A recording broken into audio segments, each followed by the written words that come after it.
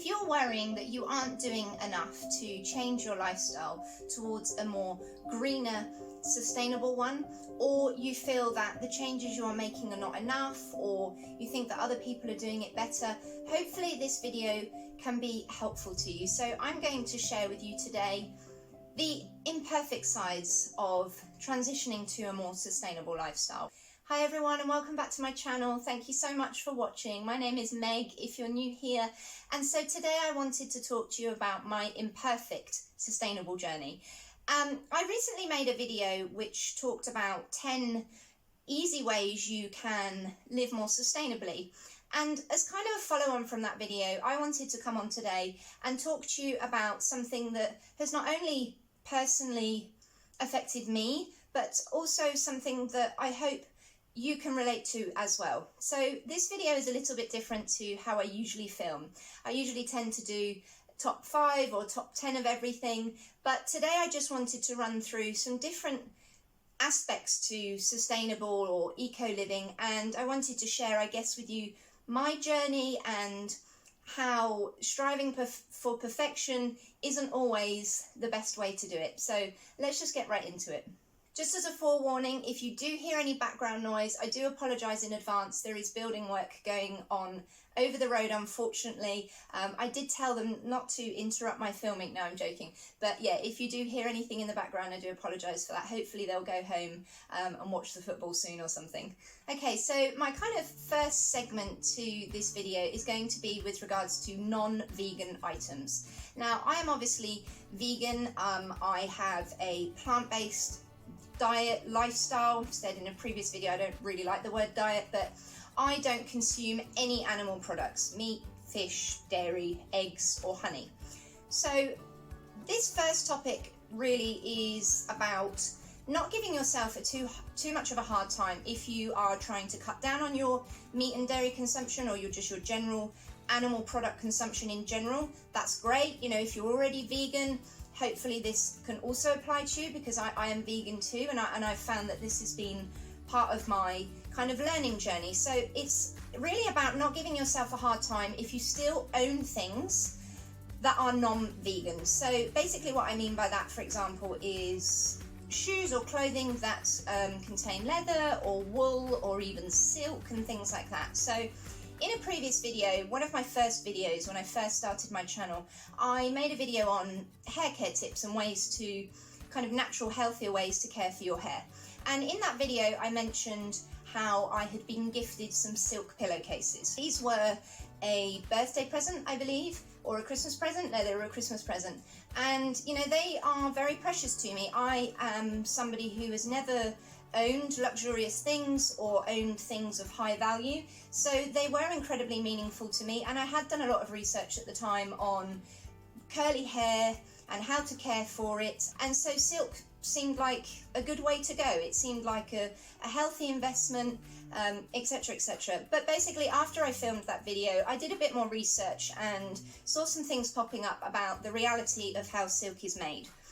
Now I'm pretty horrified by this now, but what I'm going to say to you in this video, and this whole video is going to be, you know, very, very real and very honest. And as much as I do feel terrible now, they were a gift. And at the time I didn't know about silk production and how it is unethical and basically not vegan. Am I going to get rid of those pillowcases? No, I'm not going to. And did I feel bad about this for a while? I did. But the way I see it is, at the time, I didn't know that they weren't ethical or they weren't vegan. So I'm going to continue to use them. They were a gift. They are meaningful to me. The person that gifted them to me didn't know either. And I think that, and I'll probably say this sentence a lot throughout this video, is I think it's all about being on a learning curve and going on a journey of learning and also self-discovery. And I don't think any of us start off perfectly understanding everything and having it all figured out, and I think that reflects in all aspects of life. So yeah, I've kind of taken quite a long time to talk about silk pillowcases, but basically my point was, if you're vegan but you still own, or you're plant-based but you still own non-vegan items in your home, don't worry about it too much. There is an element to sustainability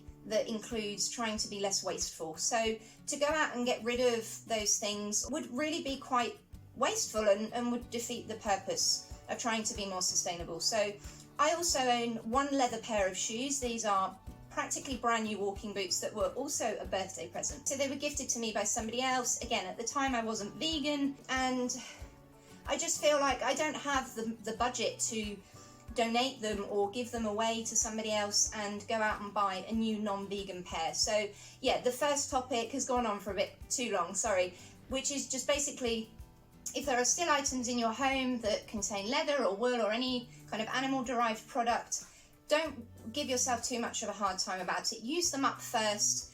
I think what's important is to know the morals behind it, and then try to avoid, in future when you come to replace those items, try to avoid obviously replacing them with an animal-derived product. So this kind of leads me on to the next part of the video that I wanted to talk about, where I've just said about using things up first, and this is plastic-free items. So I did a video in the past about all of my sustainable plastic-free bathroom items, and this has taken me a long time to get to that place. So with regards to plastic, I still own plastic Tupperware, for example. I still own plastic water bottles, so those sports ones. There are probably other things in my house that are not very eco-friendly that I still own, but as I've said in previous videos, it's really important not to give yourself too much of a hard time about this. If you're already on a journey of trying to be more sustainable, that's amazing, and that's already great in itself, that you are consciously aware that you want to make changes that are more planet friendly. But what's important is to use up what you already own. So much like I've just mentioned about owning non-vegan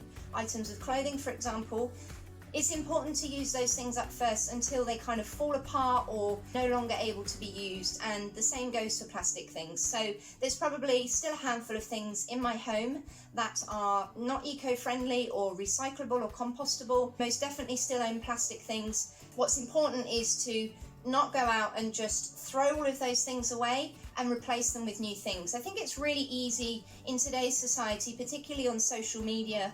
I don't engage, for example, with Instagram or Twitter and things like that. I try to kind of avoid consuming that kind of social media. But I know that there is most definitely pressure in society where we see picture perfect homes and they've got bamboo utensils and stainless steel this and glass that, and it looks amazing, and that's great. But when there is a bit of a trend going on, I think it's important to remember that actually disposing of everything you used to own just to replace it with things that look green. Also, greenwashing happens a lot in companies. I think that's in itself defeating the purpose, like I just said. That's already wasteful to get rid of all of that and just replace it with new fancy things. Actually, it's important to use up what you own first, not give yourself too much of a hard time. And yeah, that's with regards to plastic.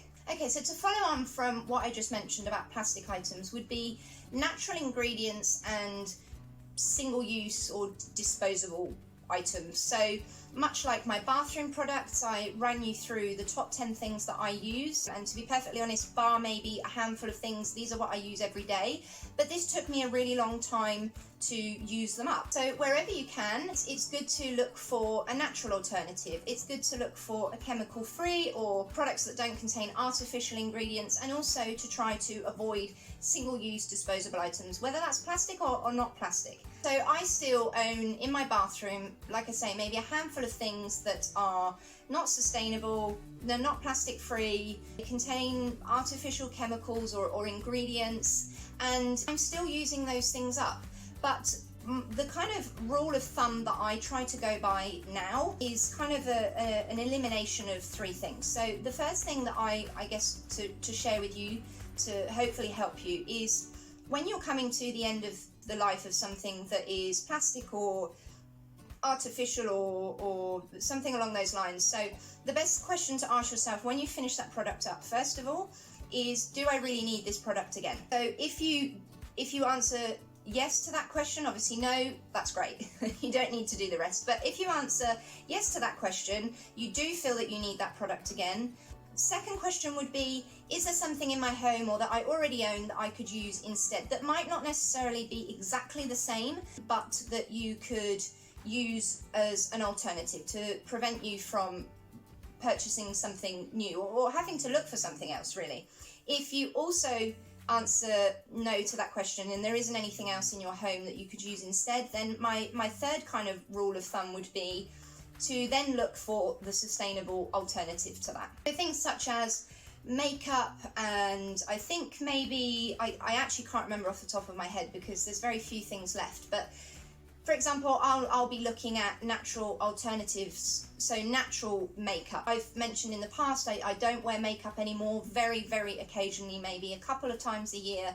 So really, do I need those products again? No, I think I probably still have maybe half a dozen items of makeup. But because I just use it so rarely, I will probably just look at maybe replacing my mascara, for example, with a natural cake mascara. I've come across those online. They seem like a really good alternative. And then maybe a plastic-free natural lipstick, for example. And that will be it. But my point is, again, that took me a really long time. And giving up makeup or moving away from makeup also took a really long time. It's taken me several years. I started my eco journey in January 2019, I think. So yeah, 2.5 years now. And I've only just gotten rid of, I think it's probably 80% of my bathroom products, you know, single-use makeup remover wipes and things like that. And also period or sanitary wear that I've mentioned previously, you know, disposable tampons and pads. Now I use washable pants and things like that. So again, my point is, if you still own tampons or disposable pads or bottles of lotion that have not great ingredients in them and they're plastic, you know, that's okay. Just use that stuff up first. There's no striving for perfection is not always realistic. And I think the fact that you're already looking at trying to be more sustainable and trying to do better for your own health, for your planet, for, you know, the environment in general, I think that's a really good place to be starting anyway. And if you can make one small change every day or every week, it's better than no changes at all. So then following on again from that point would be regarding minimalism. So I've mentioned before, my channel is all about minimalism, kind of minimalist living, plastic-free living, natural living, plant-based living, eco-living, frugal living. So minimalism is an aspect of the journey that I've been on, and it's nowhere near where I want it to be, but I think it's easy to see a lot of influencers and people online and blogs and things like that, people that I've personally followed or that have inspired me, and you think, oh wow, just where they're at is so amazing. I wish my house was that clutter-free, or I wish I only owned 10 items or 20 items in total of clothing, for example. But I've tried to take inspiration from those people and just kind of go at my own pace. I think budget has a huge part to play in sustainable journeys and trying to be more eco-friendly and just trying to live a more maybe simple, back to basics kind of lifestyle. And that's something that massively appeals to me, and it's something that I will always be mentioning on my channel. But I think what in this point I'm trying to make is that it's really easy to see that picture perfect minimalist projection that you may see others living, and you think, oh wow, that's amazing. But I personally don't think they arrived there overnight. I don't think any of these things that I'm going to talk about or that I've already mentioned in the video are just transformed overnight. I think anybody that is at a stage now that you aspire to has gone on a similar journey, and they've had to trial and error and potentially make mistakes and learn along the way. And I think if you're, for example, you know, these points may not all apply to you, but if, for example, you, like myself, trying to be more minimalist and you're trying to cut down on the things that you own and be happy with or be content with less and make do with what you already have, then I think it's important to not give yourself a hard time if you still have a wardrobe full of things, if you still have loads of pairs of shoes. I personally still have way more pairs of shoes than I want to, but I have half the amount of shoes that I owned a couple of years ago. I own, I think, probably a third of the amount that I owned last year. So, or have I got that the right way around? Yeah, I think so. So basically what I'm trying to say is it doesn't all happen overnight, because like I mentioned in the beginning, it's not sustainable to go out and get rid of everything. But even if you're donating things or handing them down to somebody else, that's great. They're not going to waste. But also you then have to look at, is your budget allowing you to then go out and replace all of those items in one go? Personally, I've not been in a position where I've been able to do that. So I still have more items of clothing than I would like, but I follow YouTubers, for example, at Heal Your Living. She is someone who's really, really inspired me. But am I anywhere near, she openly calls herself an extreme minimalist. I don't want to necessarily, I think, be an extreme minimalist, but I've taken so much inspiration from her, and I'm going at my own pace and just in a way that is feasible and realistic to me. So yeah, if you are striving to be more minimalist, just don't give yourself a hard time. If you still own more than you would like, you will get there, and I think it's just important to not give ourselves too much of a hard time. This then leads me on to natural, ethical clothing.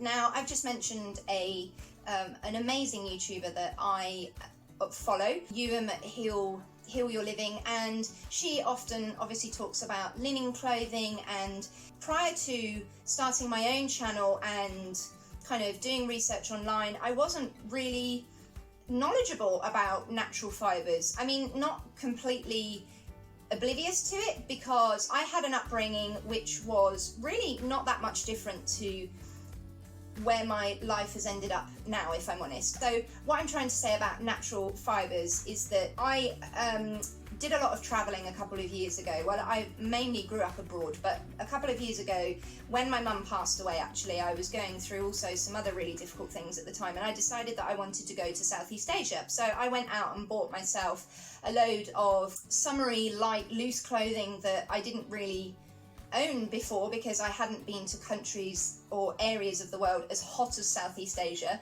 And now looking back, a couple of weeks ago, I've swapped all of that stuff out. So a lot of it contained polyester. I mean, in all fairness, I've grown out of the styles and colours of most of it, but now what I've gone and done is I've tried to go and replace all of those items within financial reason, if that makes sense, and I've tried to replace them with linen or cotton or more natural fibers. And I've also bought second-hand items of clothing on eBay that are 100% cotton. I've bought a few second-hand linen shirts, and I've also bought some which are in the making, but I've got 2 pairs of linen trousers on order from Linen Fox at Etsy, and I'll link their shop down below. Now, this is a shop that I learned about through other YouTubers, and this is a slow fashion, ethical, handmade, natural, small,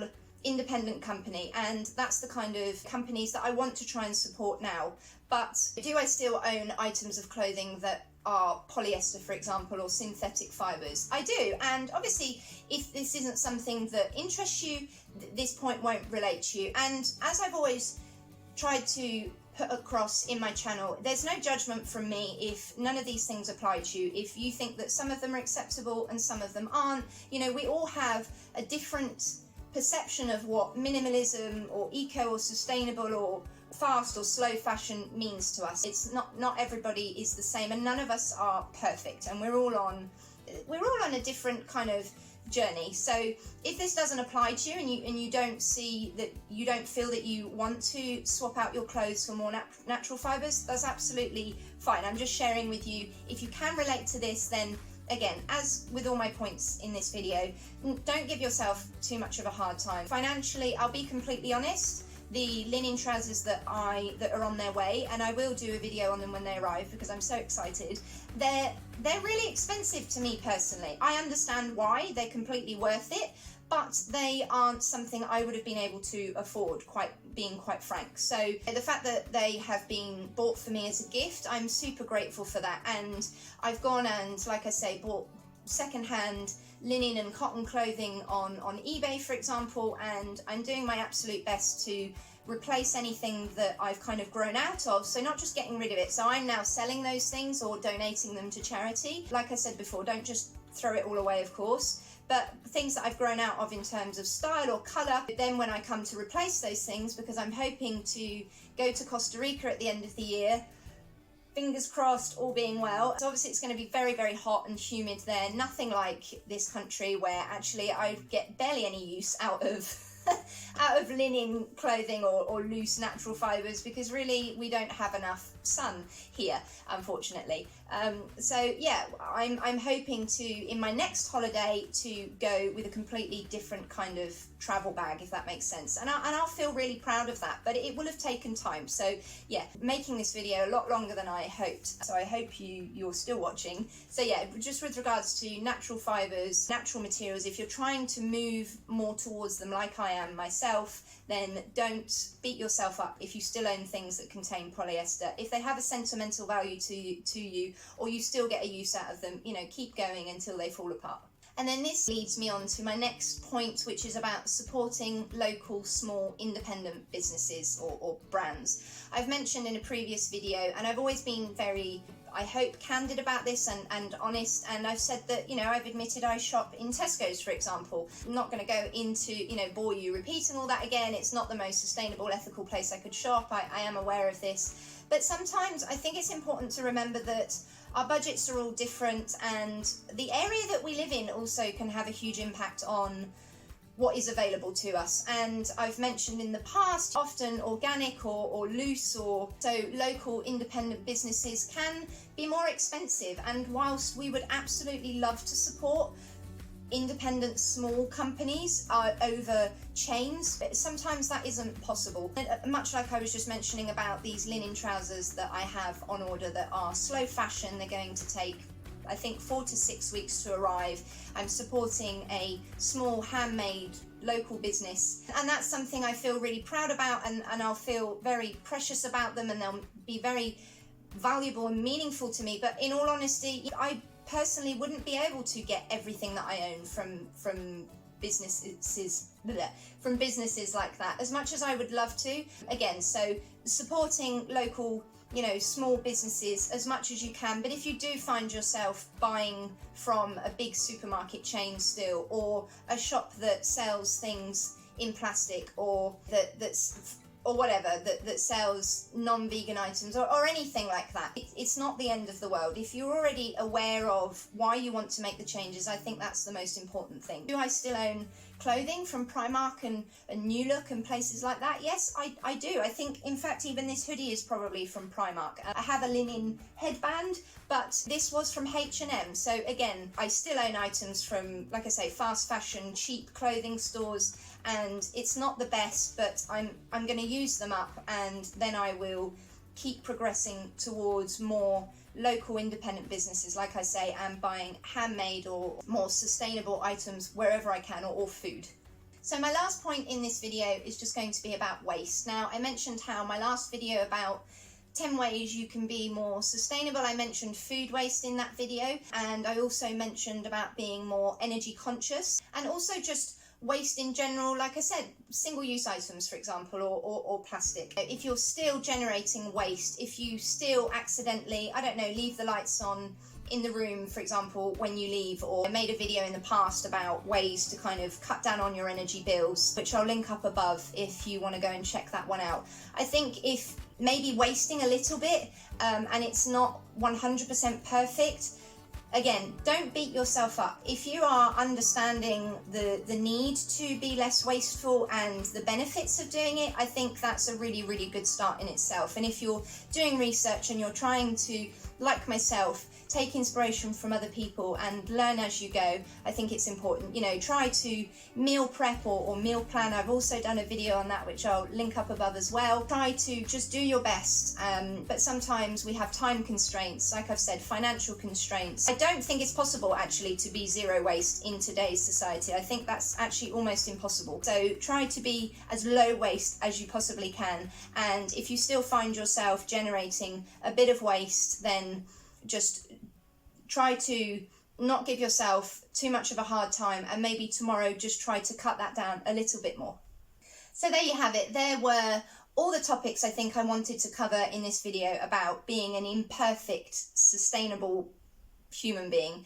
And my takeaway message, I think, would be to understand your reasons for wanting to make these changes and feeling proud of yourself that you are yeah, understanding the need to be more caring of the planet and more caring of yourself as well, and the environment that we live in. I think that's a really good place to start. And as long as you are understanding, or your morals are lining up, and you're doing the best that you can, striving for, or not striving for perfection. I'm my worst critic. I am admittedly a perfectionist. I'm a Virgo. I think that probably has a lot to do with it. I'm also wanting to get better at taking my own advice, if that makes sense. And like I say, this has been a really long journey that isn't over. It's most definitely not over. I still want to own less things and depend on less material things. I still want to have a completely vegan, plastic-free home, and I'm not there yet. But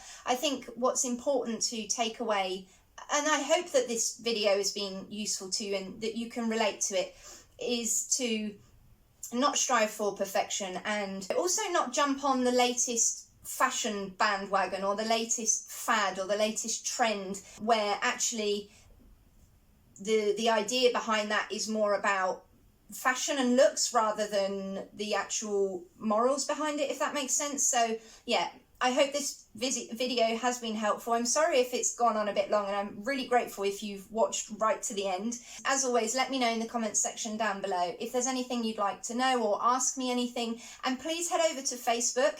I have started a new page with small everyday things that I want to share with you, so go check that one out. Red Curl Vegan, of course.